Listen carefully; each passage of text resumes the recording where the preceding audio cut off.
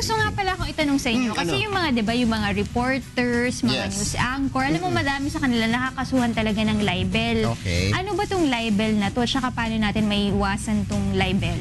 Well, it's a form of defamation. There are two types of defamation. You have oral or writing, yes. no? Ang oral defamation is the one that you speak out, no?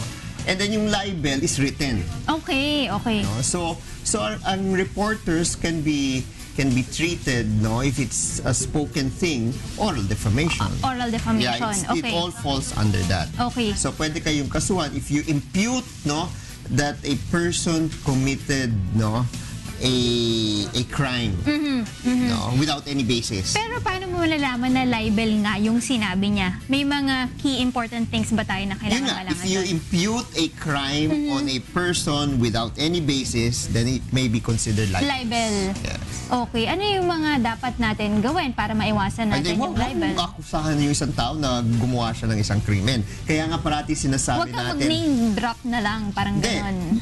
Kaya parati natin sinasabi, allegedly. Okay, okay. Because we do not want to impute that he did that particular act. So kung ganyan ang presentation natin, safe ang mga reporters natin. Okay. Ano naman magiging kaso kapag ikaw ay Pwede nakasuhan kang ng... makulong. Kulong. Pwede rin ka utusan ng korte na magbayad ng danyos, no? Kung ikaw ay makitaan na ikaw ay guilty. So ano mas mabigat? Yung oral o oral Halos defamation o pareho lang yan. libel? Halos pareho lang Pareho din lang sila. yan. Oo. Naku, mahirap pala yung mga kaganon, no? Kung marami ka kakilala Kaya, na... well, usually naman, ang defense na ginagamit sa libel freedom of the press, Yeah. no? Freedom of expression.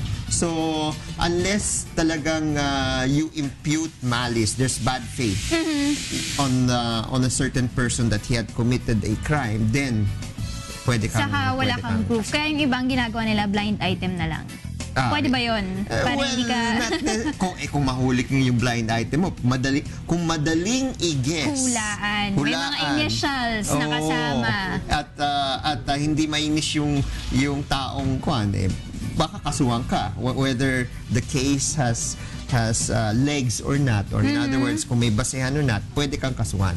Okay. Maraming salamat ko nga. Okay. Marami akong natutunan. Siyempre, Sige. alam ko na yung mga dapat kong iwasan Oo. para hindi ako makasuhan ng libel. Wala pa naman akong